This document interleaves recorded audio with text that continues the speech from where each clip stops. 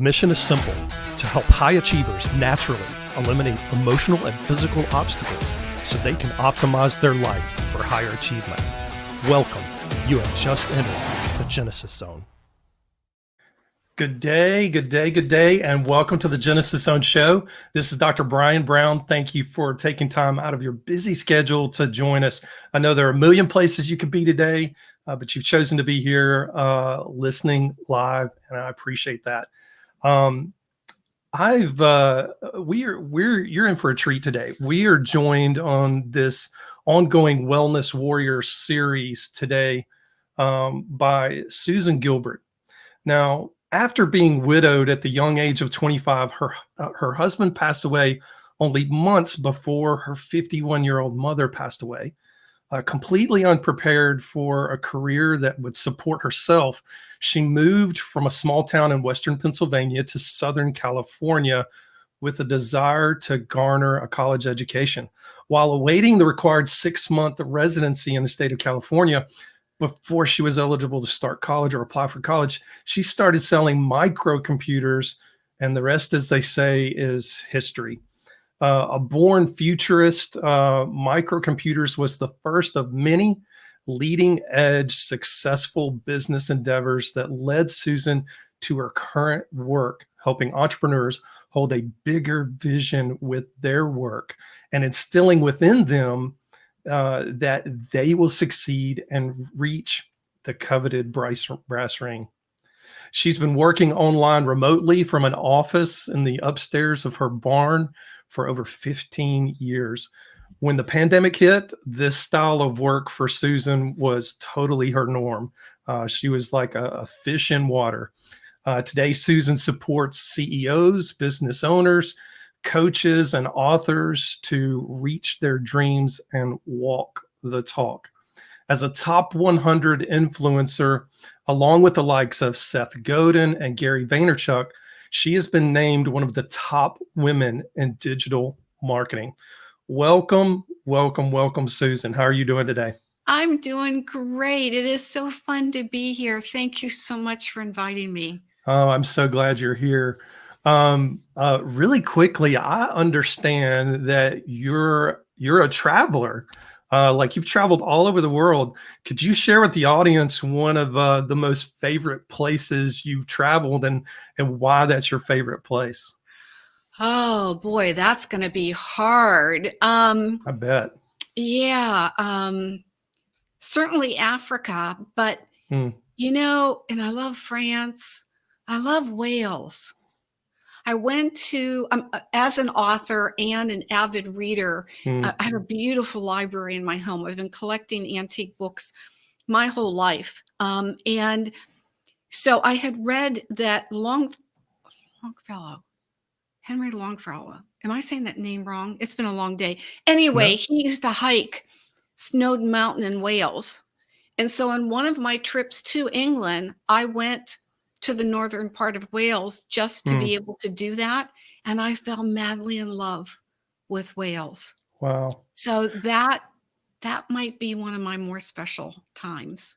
So what was it about Wales that that captivated you, other than the Yeah. attachment to the author? Yeah. Well, the first thing is I wanted to walk in that author's footsteps. Hmm. I had visited his home in the Lake District of England, and Hmm. it was coming from that standpoint. And I'm an avid outdoors person. I mean, Hmm. I love to hike. I love to walk. If we get to it, I may even talk about walking the Camino de Santiago, which I did 5 years ago across Spain. Wow. But what happened is I started at the base of Snowdon, and I knew I could see it was cloudy, but that wasn't going to stop me. And as I went further and further up the mountain and into the clouds, it's really just like this little goat path that you're on. And there was some concern on my part, like, I don't have a walking stick with me. I didn't Hmm. expect this. Don't want to go too far in any one direction. And there is a train that you can take up to the top of Snowdon, and I could Hmm. hear the train off in the background.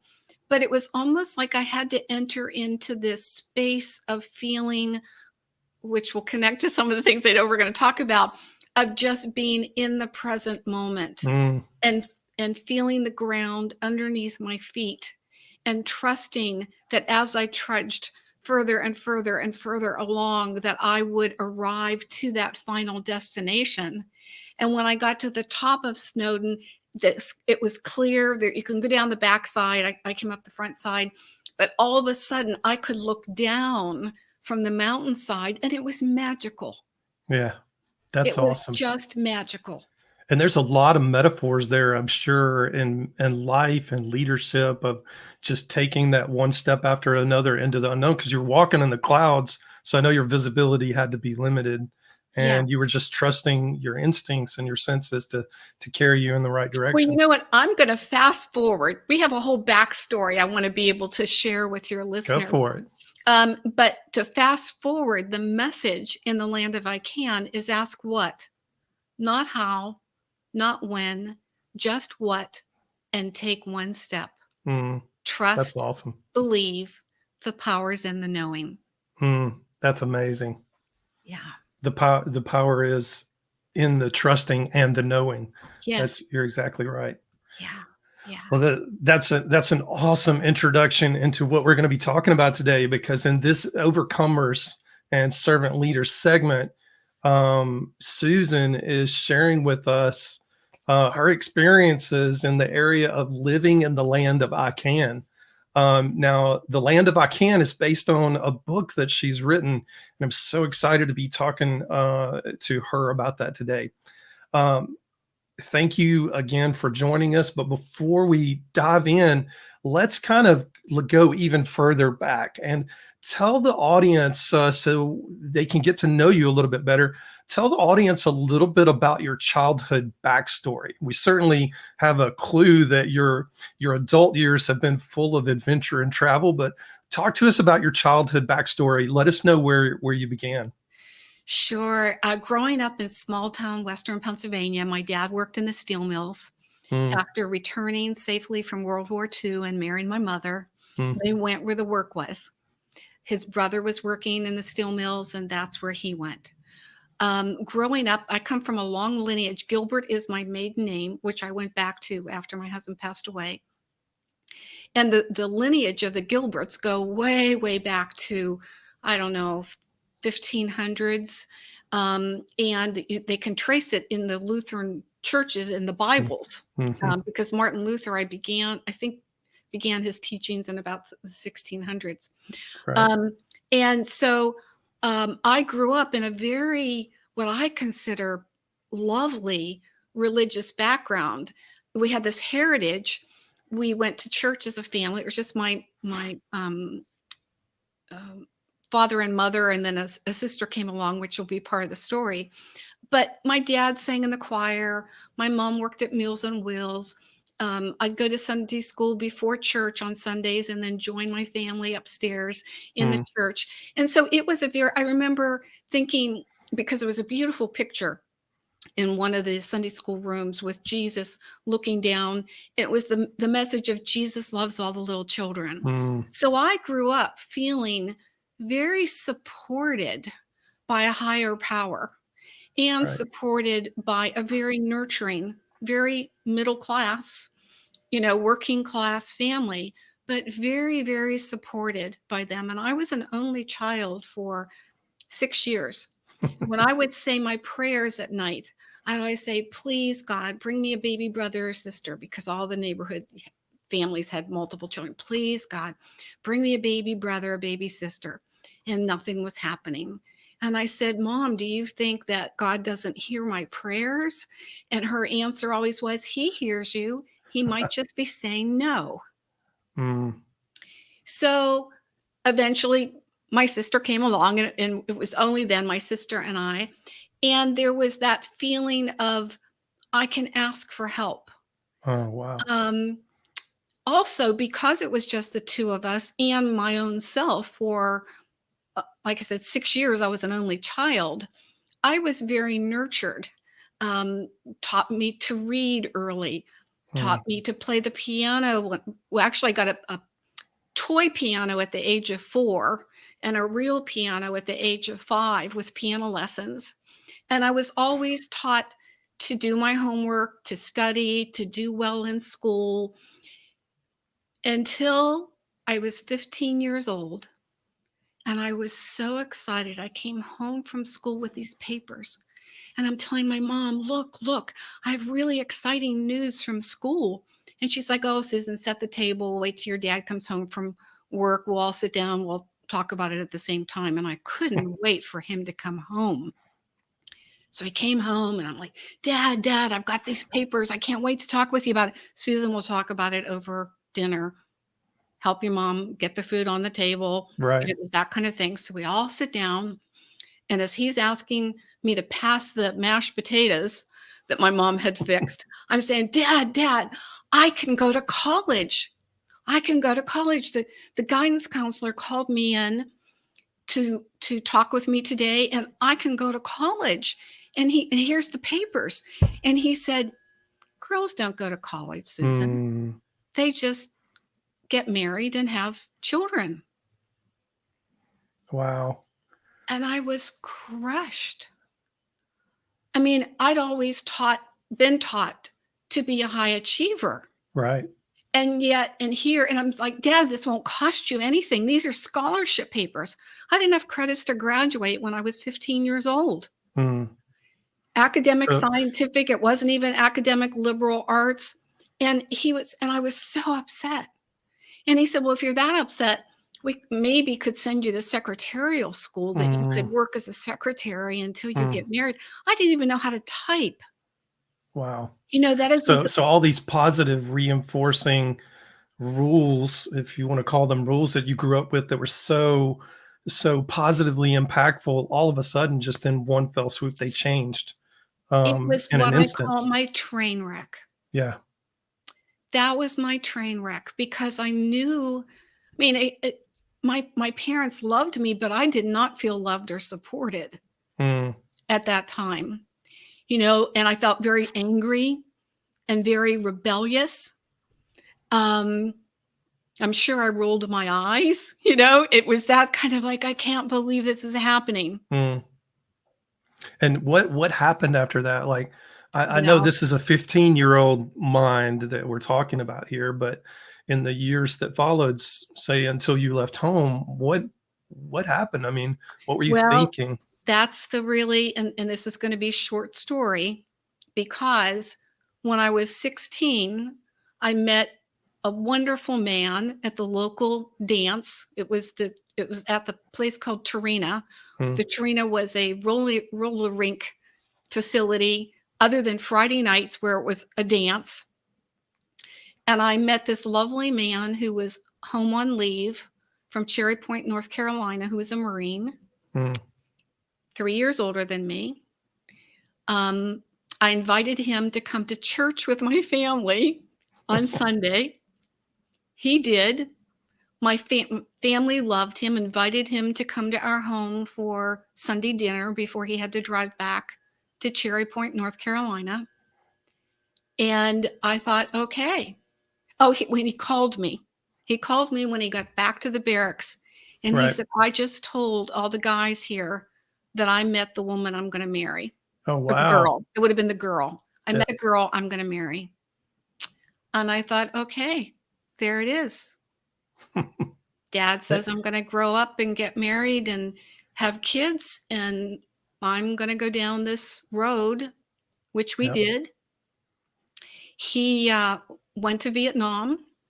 We were just ecstatic that he returned home safe, because in this small town that I grew up in, the daily newspaper, the headlines every day was the local boy or boys who were lost in the war. Exactly.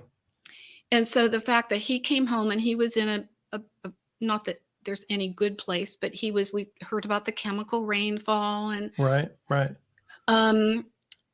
So he returned home. We were super happy.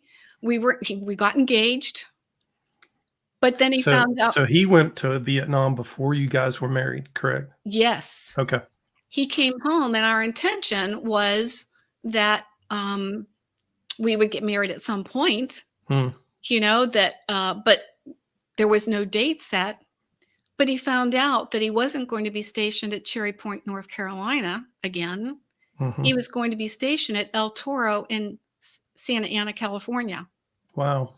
Now, he'd been gone for about 14 months because it was 13 months over in Vietnam and a month of training at Camp Pendleton Mm, before he went over. mm, So Dave and I said, well, can we get married now?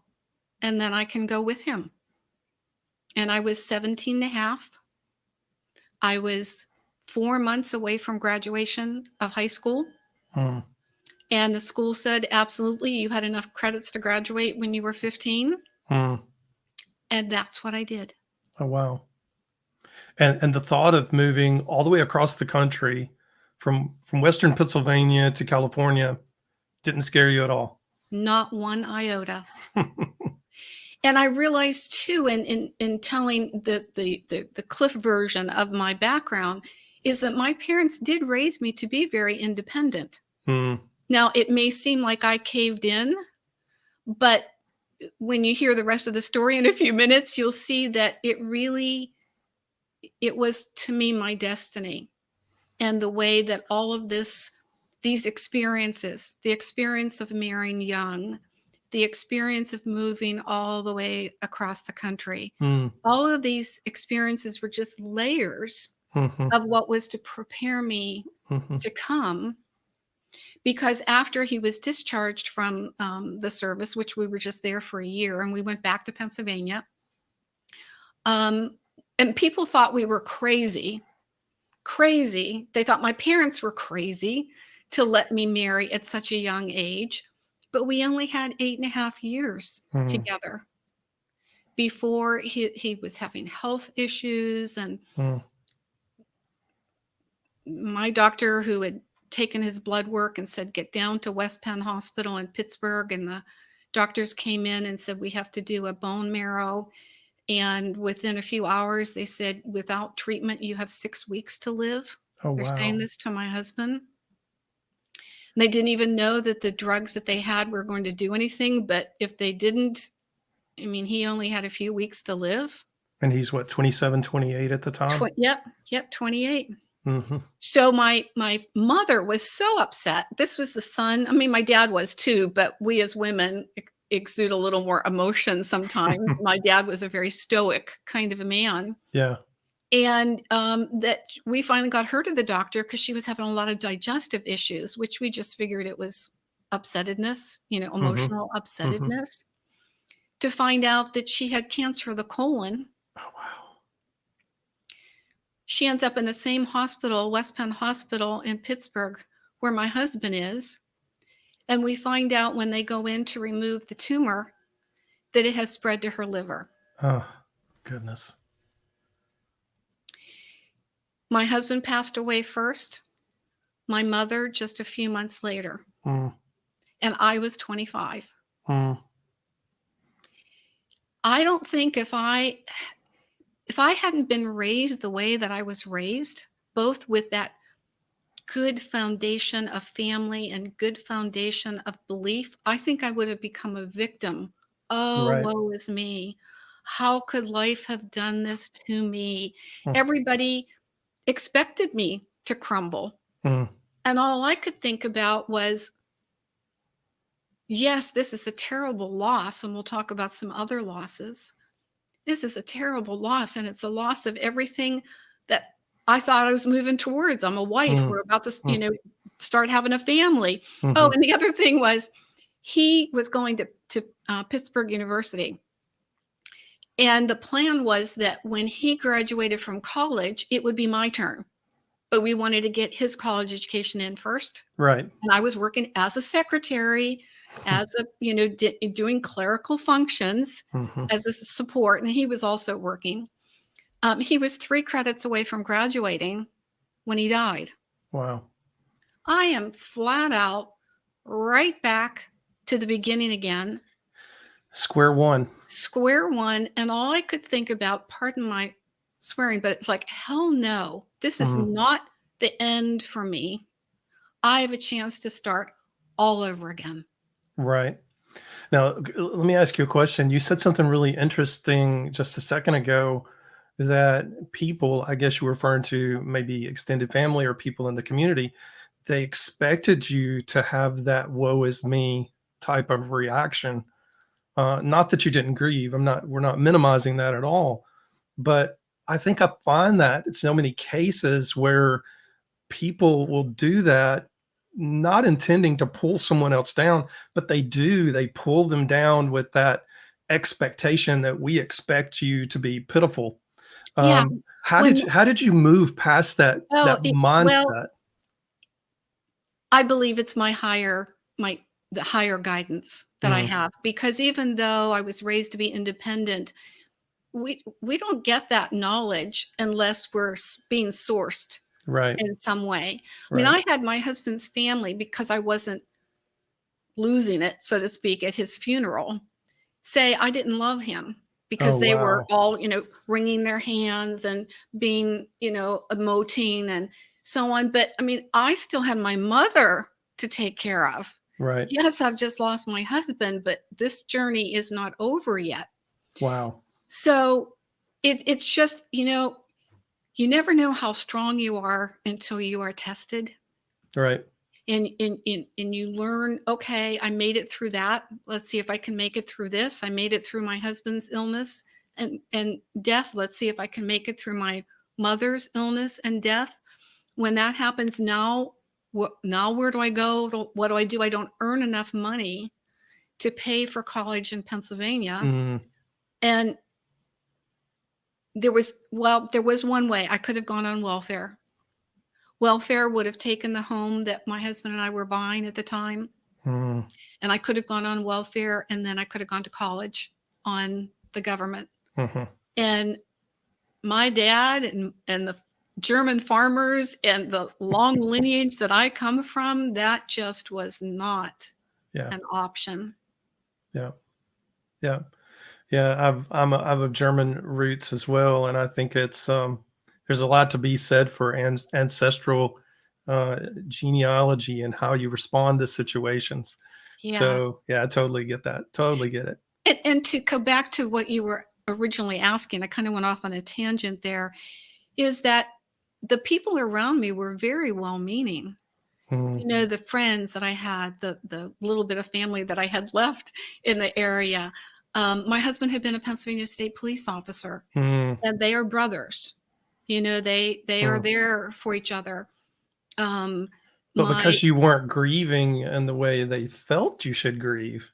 Well, there was both. There was Yeah. both. They didn't feel like they either felt like I wasn't grieving the way I was supposed to, or they were waiting for me to crash and burn. Uh, Like at some point she's just gonna want to commit suicide, like it's, something really right, devastating is going to happen. right. Or I would have people greet me and say, "Oh, how are you, Susan?"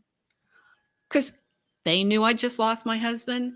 They knew I had just Mm. lost, and coming from small town, you can't go to the grocery store. You can't go to the dry cleaners. You can't go to the post office. Everybody knows everybody. Everybody knows everybody else. And so Yep. they'd see me and say, "Oh, Susan, we're so sorry. So sorry. Yep.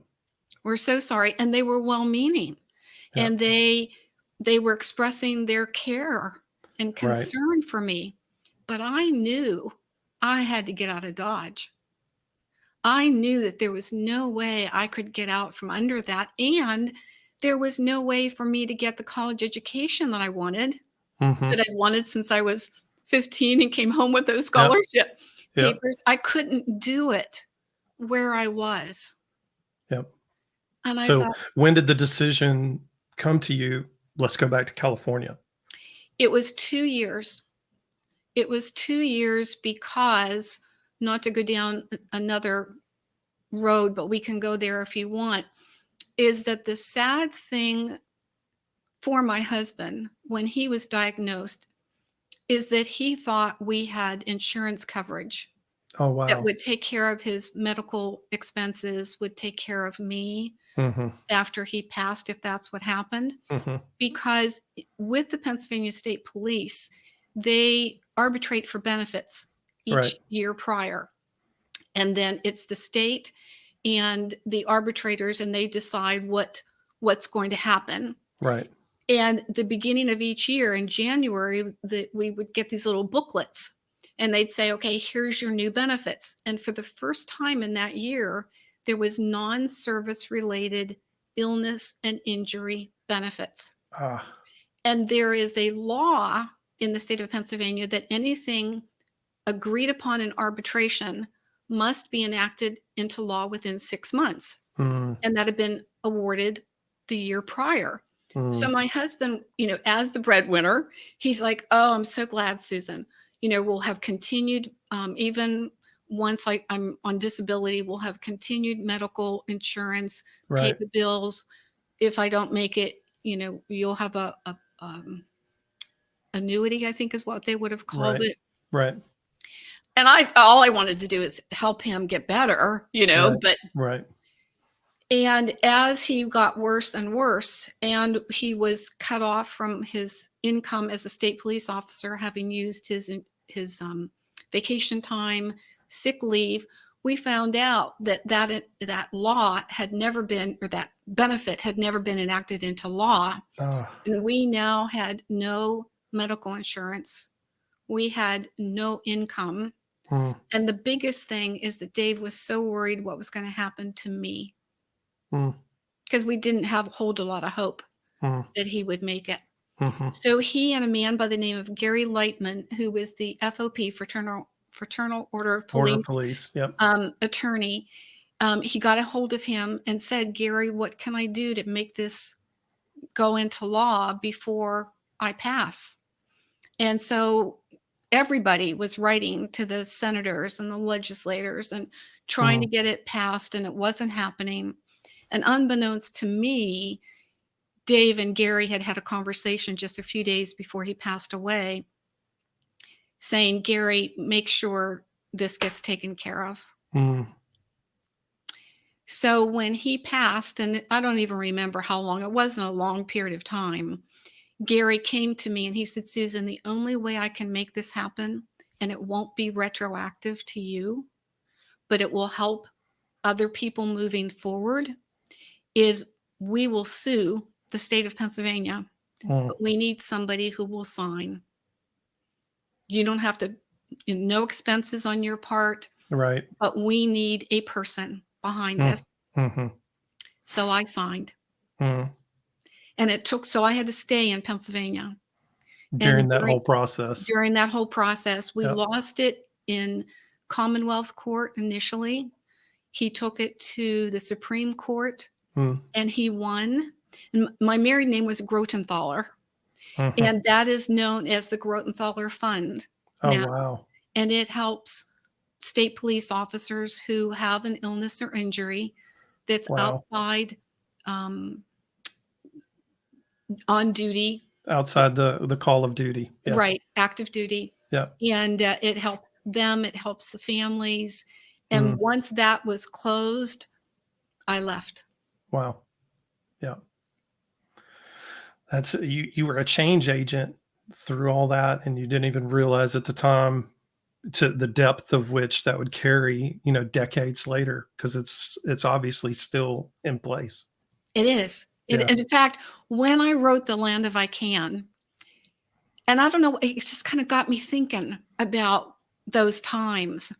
And so I called. This was back when you had directory assistants and you could call Right. information.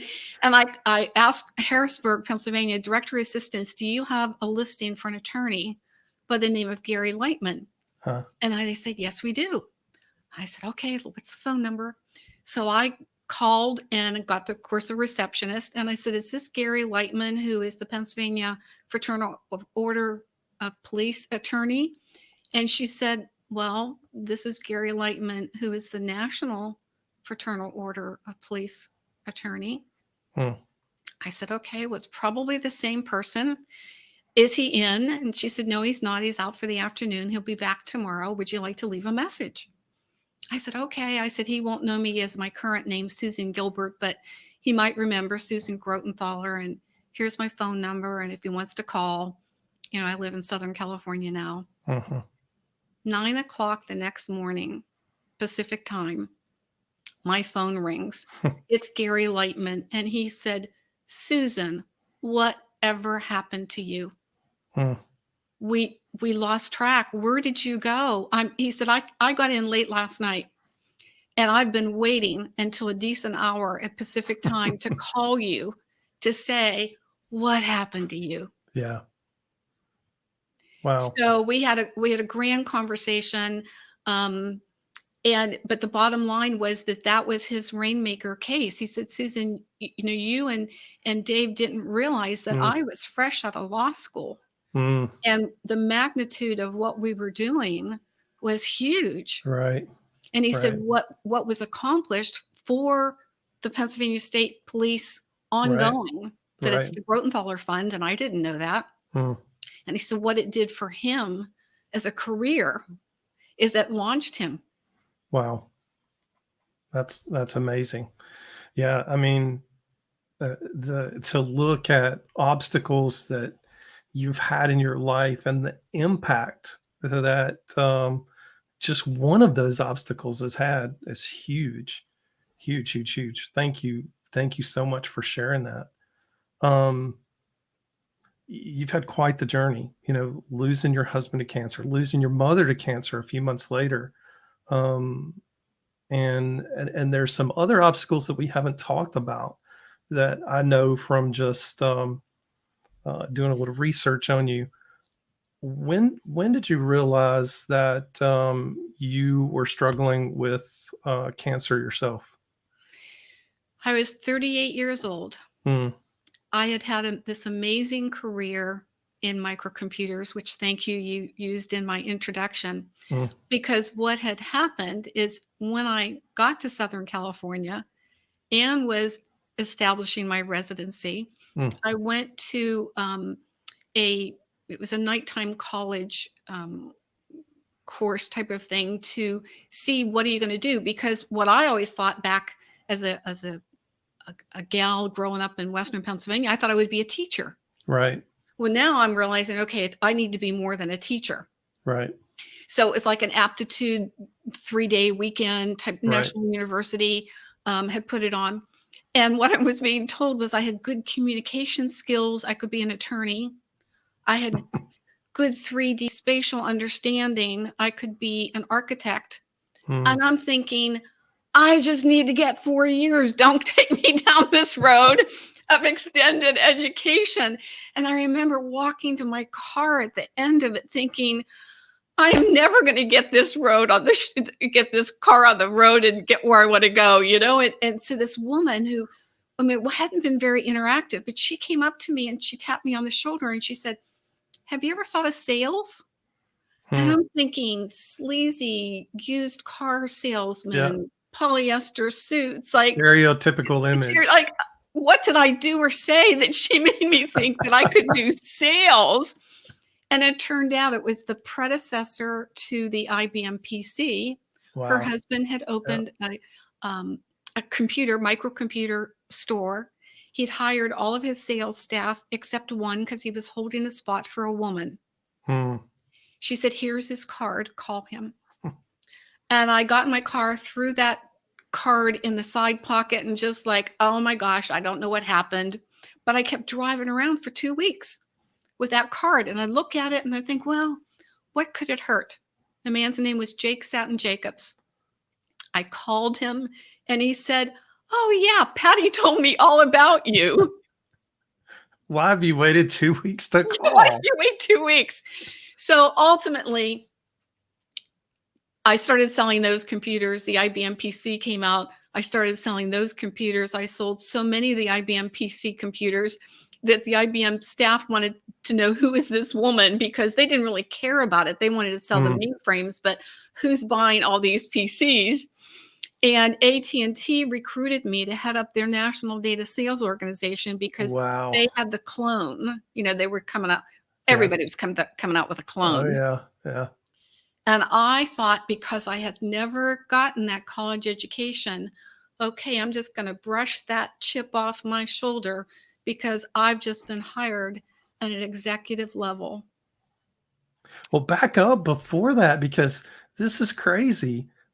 People that are listening, I don't know if they understand the magnitude of what you just said, because if you, the quintessential IBM salesman, and I use the word salesman Yeah.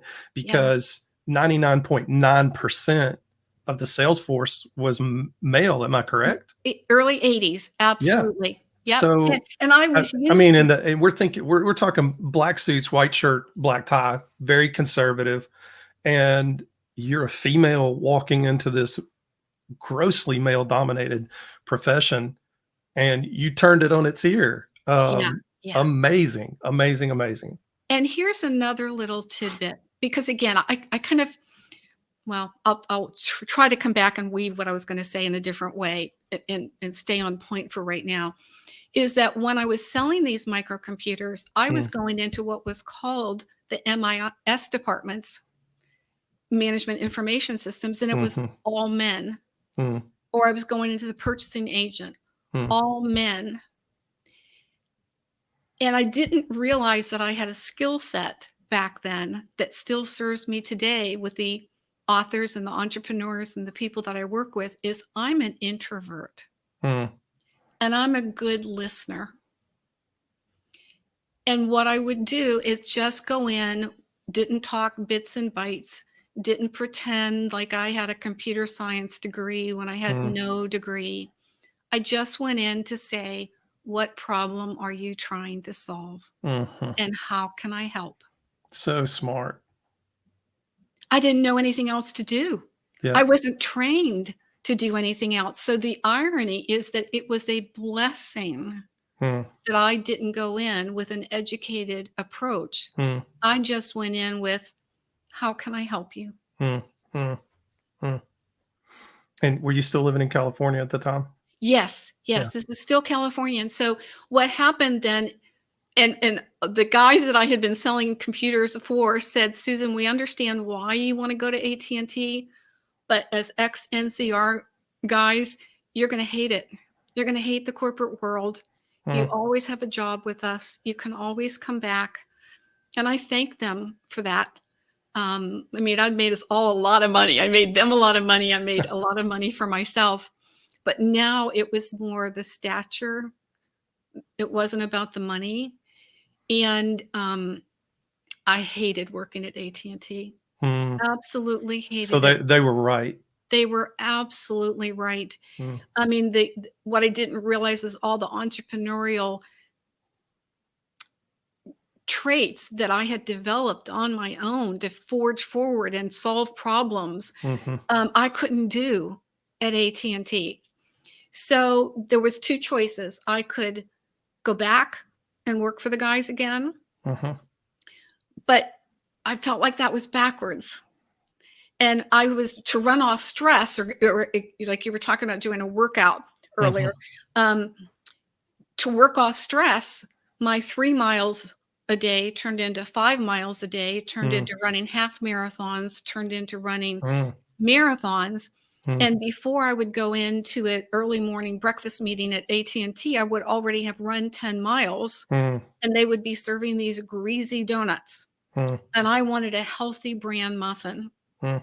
Now, this is about the time that there was Mrs. Fields cookies. Right. So I thought, okay, I'll be the Mrs. Fields for muffins. I left AT&T and T and started Little Miss Muffins, Oh, wow. which was muffins and coffee when nobody knew who Starbucks was. Wow. And I had only been doing that for 6 months when I had not had a menstrual period. I was very skinny. People thought I was anorexic. I Mm. ate like a horse, but it was just I was burning off Yeah, you're running all the calories. I time. was running all the time. Yeah. So I hadn't had a period, but I went in for my regular exam and they didn't like what they saw Mm, and found out that I had cervical cancer, mm, that because of my family history and they saw some black spots on my uterus, um, they decided to recommend, and I went through with a full hysterectomy. mm, mm. And I was 38 and I hadn't Wow. remarried yet. And I still wanted to have children. Mm, And that was another loss. mhm. And how did you work through that? Because I know there may be some people, I know I sure hear it a lot clinically in the clients that I work with, that this is very common. I know people feel like they're alone when they're going through it, but it's very common. So how did you deal with that loss? Well, I cried. I mean, I remember just seeing mothers with children Mm, or seeing a pregnant woman. And even though I hadn't made getting married again my top priority had been to make sure that I had a career mm, and I could support myself. And I dated. I had a mhm, couple very nice 2, 3 year long, dating relationships. It just wasn't, would turn out to somebody that I felt like I could marry. right. But I still felt like I had time. And now I didn't have that time Mm, anymore. After I got past the emotions of it, mhm. I would look for men who were divorced and had children Oh, wow. so I could be a part of that family, not as Right, a mother, but as a, you know, supporting partner in a right, family environment. And right. that never worked out. And then it got to the point where in my 40s, I just accepted that if I remarry, I remarry. If they have a family, fine. If they don't, fine. It's was the understanding that I'm okay. Right. I love my life. I love my work. Um, and actually, just I'm going to hold it up for a second. I don't even know if this will show, but the book that we've been referring to, The Land If I Can, is a Right. gift book. And it takes people through the lands of life, Mm, the land of apathy, the land of fear, the land of sorrow, the land of ashes, and mm. arriving at the land of I can with the message that once you've arrived at the land of I can and you know how to get there, you can go through the different lands of life. And we will Oh, wow. continue to go through the different lands of life. But we know what the land of I can looks like. Mm. And you can see from just your story of this journey that you've had since from childhood until now, um, that where that book was birthed from. You can see it. I mean, it's just beautiful. Um, you and I were talking about an example right before we went live to do the show, and we were talking about travel, and we were talking about the acacia tree and how the acacia tree is shaped by the stress of its environment. And we tend to view stress as a bad thing, but stress is not necessarily a bad thing. So elaborate more on the land of I can. Let's start talking about some concepts within that book because obviously it is about that journey of those things that maybe society would consider to be stressful, but you're talking about those things happen for a reason. So let's talk about that a little bit more. Yeah. And I will say this is a gift book. I will tell you that I wrote it. Well, people kept asking me, and this is back in the 90s when self-publishing didn't exist. Mm, And people would say, Susan, you need to write a book. You need to write about your life story. And I'm like, well, who would ever want to hear what Susan Gilbert has to say? I'm not an actor. I'm not a politician. I'm not a big name. Like, why would anybody want to hear about my life? It's, right. that German background. You just do what you got to do, type of Yep. thing. And I went in 1999. I drove to Palm Springs, which is just a couple hour drive from San Hmm. Diego. And it was a spiritually based Dr. Michael Beckwith from the Agape Church in Los Angeles, and Hmm. Gene Houston, Barbara Marks Hubbard, a lot of very forward thinking people were there. Right. And it was the consciousness movement for conscious leaders moving into the year 2000. Mm, And there was wonderful lectures and talks and talking with people and connecting. And I mean, when I drove home, I was just like on a high after 2 days of that. And I had these ideas that just like these words were just bouncing around in my head. right. As soon as I got home, had two little Yorkies. I always have Yorkies. I have 3 Yorkies right now, but I had 2 Yorkies that have been cared for the next door neighbor. And as soon as I greeted them, I had to grab a pencil and paper because I thought if I don't get this stuff down that's in my head, I'm going to lose it. Right. And I never looked at it again until the next morning. And I will tell you what I wrote down has only had a couple word changes to what is in the land of I can. Wow. It's like a children's book. There aren't a lot of words on the Mm. page, and it's computer generated Mm. illustrations that support the words. And I'm going to read you something in just a second. So you get it's a very simple book. Mm. But when I realized that I could publish something that would be a gift, like women would buy for themselves and women would gift to other women, Right. I thought okay, I can do this. That happened. It ended up being supported by some big names, Neil Donald Walsh, Mm. Jack Canfield. It Mm. really exploded. I was doing talks in the Barnes and Noble store. It was in the Hallmark stores, the gift shops.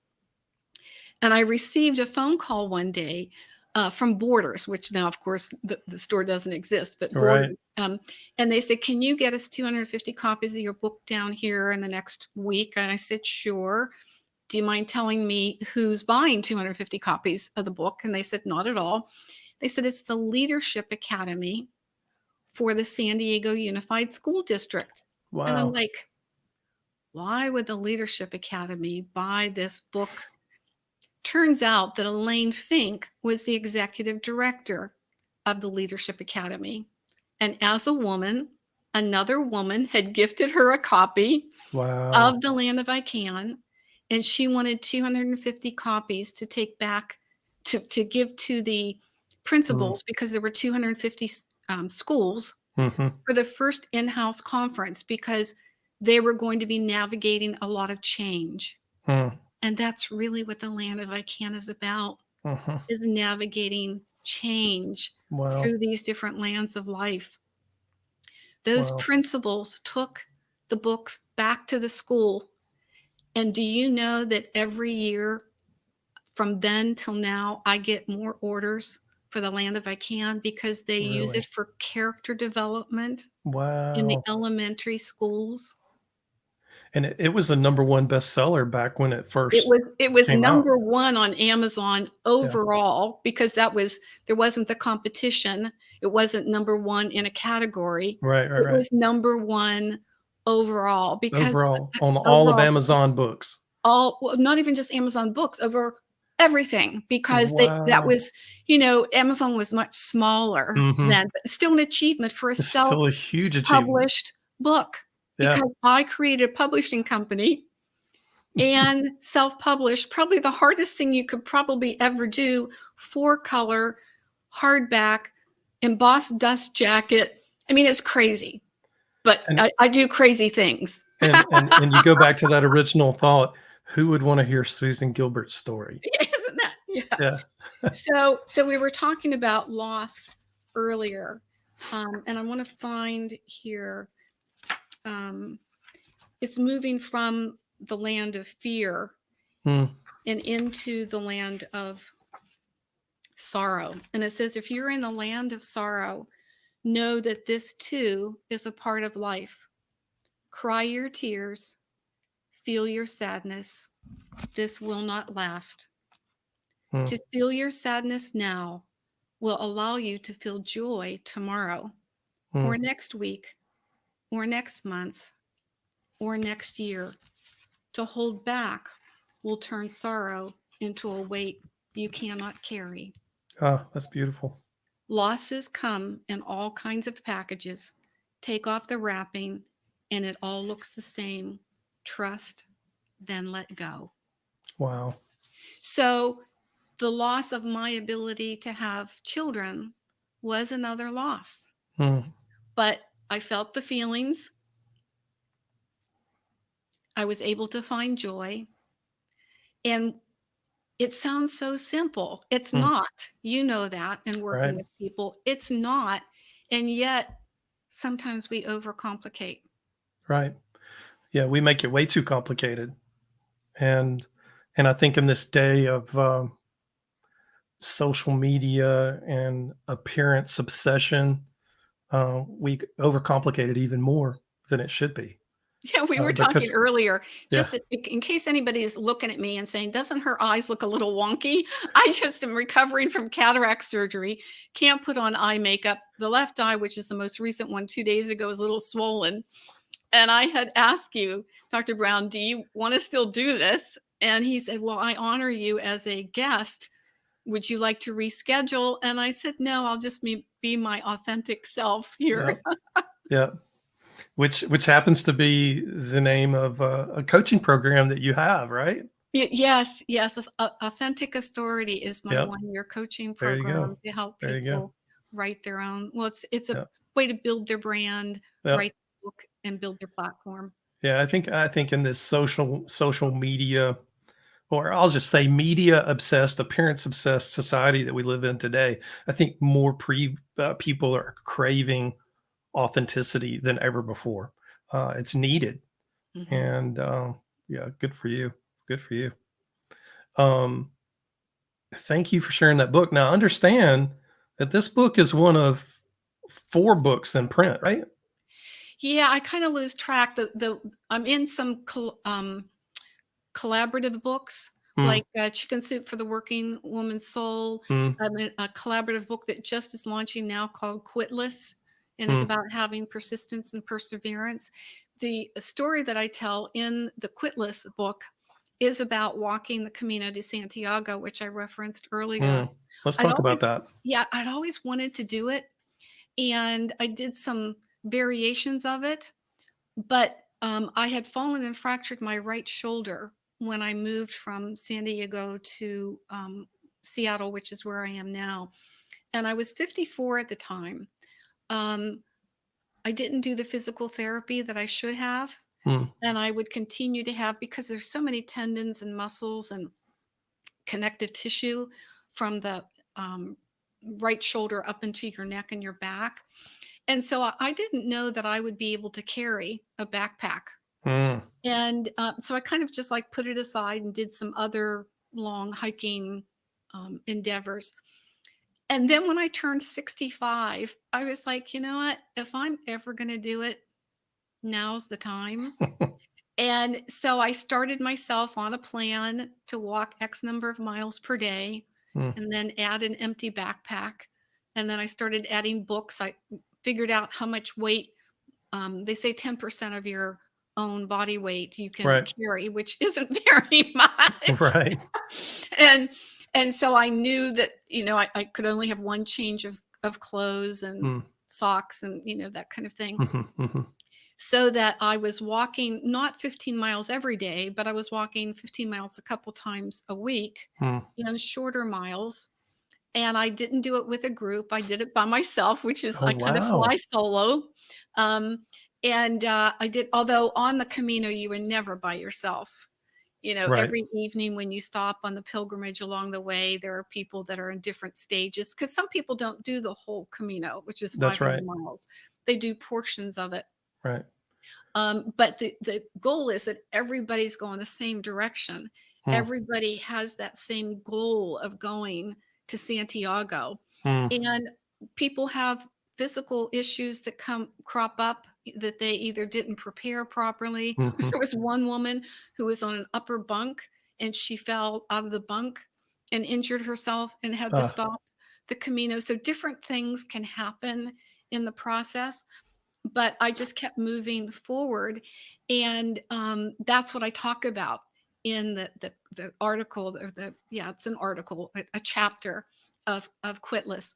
But the book that I am most excited about, well, actually, there's two books. One which is in process right now. It's called Destined for More, because I truly feel that was my driving force. Is that I felt like I was destined for more, like my mhm, soul was mhm. calling, that there was more for me to live, there was more for me to do. And Right. so I think I'm finally ready to write that book. But as a pilot, and one of my clients is a pilot, which is what took me to Africa a year ago. I was there for a month while we were working on his documentary, Mm, and is a children's book, and it's The Little Plane That Could.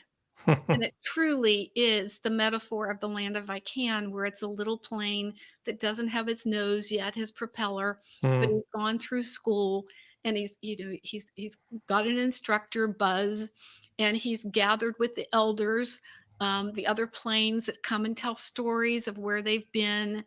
And then he does finally fly because as a private pilot, I will never forget the mm, first time I flew solo mm. when my instructor got out of the plane and said, "Okay, you've been doing touch and goes," which is where you land and take off Right. again and land and Right. take off again.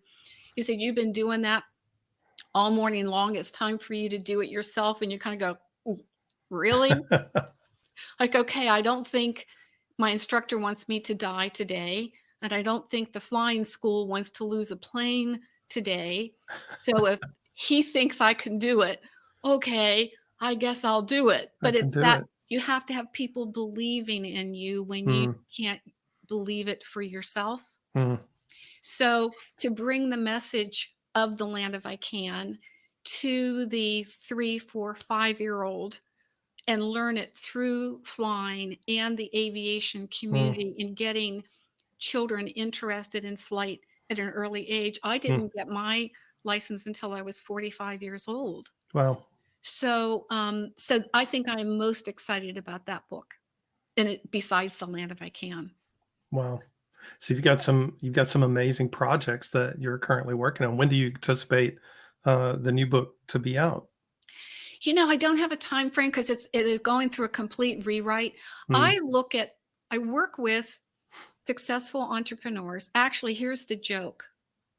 It's the truth because you've heard my whole story, but it's the joke is that I will often say that millionaires and billionaires hire a high school dropout to help them build their businesses. uh, And so I have these incredible people that I work with, probably about 75% men, 25% women. mhm.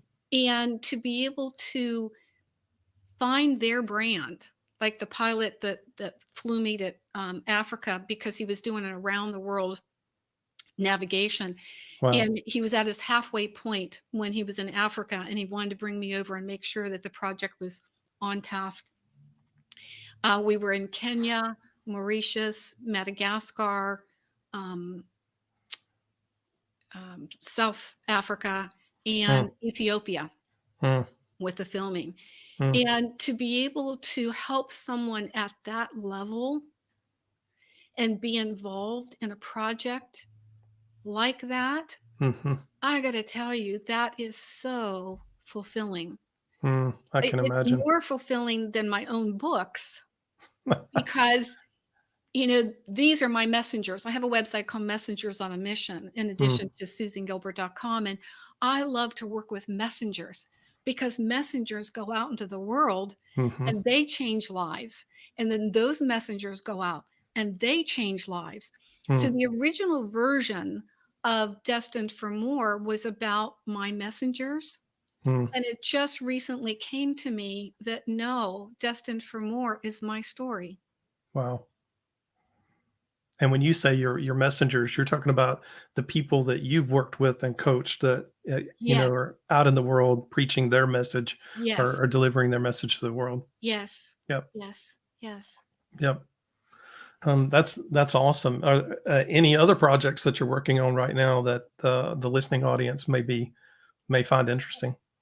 Well, I'm moving for the first time from one-to-one coaching, which is all that I've ever done. It's either a Mm, 6 month or 1 year one-to-one mhm. to group coaching. Yep. And I'm really excited about that. I was a little Mhm. concerned because I'm so used to using my intuition Yep. and tuning into exactly what that person needs. Well, it sounds And like you're very hands on. yeah, and morphing whatever we're Mm, doing to that person mhm. that I wasn't sure how I was going to feel about Mhm. working with a group. Yep. And yet I'm finding that the synergy and the playing off of these very successful people It accelerates it. it accelerates it. Yep. Yep. So that's a new direction. We'll take a sip of tea here. That's a new direction and a new project that I'm doing that I had a coach, have a coach that coached me in that direction because I Mm, just wasn't sure I could do that. And then here I am right. living in the land of I can of group coaching. So Yep. that's There you go. interesting for me.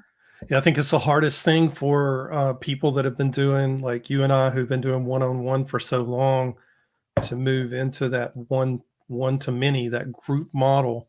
Um, but if we talk about impact and being that messenger, the best way for us to get our message out is to have as many people out there with that message as possible. Right. So, and one to one, it's a slow process. And in group, it's able to accelerate and get more of those messengers out there. I love the fact that you use the term messenger. That's great. Yes. Yeah. Messengers on a mission. And I'm on Clubhouse. I know you're on Clubhouse. Yep. I'm doing a Clubhouse idea to published book every Friday at 10 a.m.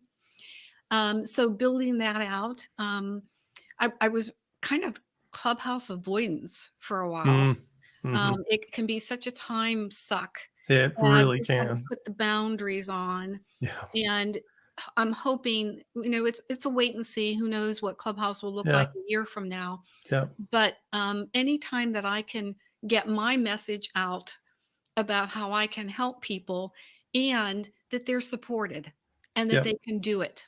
Yep. Yep. Yep. That's awesome. That's awesome. Um, well, let's end the show with a serious question, and I say that very tongue in cheek. But I always like to ask kind of a fun, uplifting question. If you had a personal mascot, what would your mascot be? It would have to be Amelia Earhart. Oh, wow.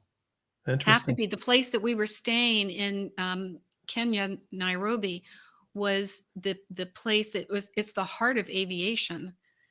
Out of Africa is all that Mhm, area. Karen, the mhm, woman from out of Africa, the suburb of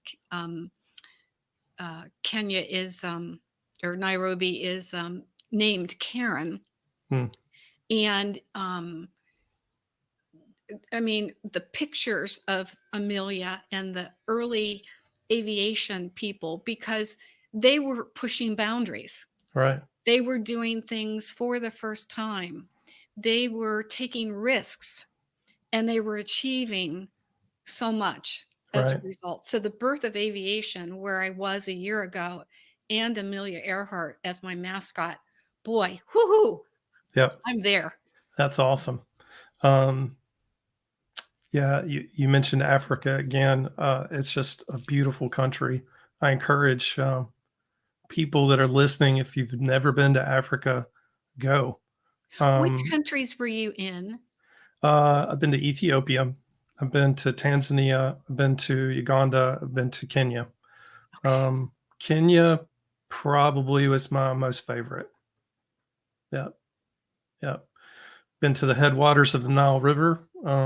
As you well know, that river flows south to north, Yep. which is unusual, but it does. And so the headwaters are really small, but yeah, so it's really interesting. Yeah, I've done 18-hour treks via um, SUV, and they use Land Rovers there for most Yes. everything.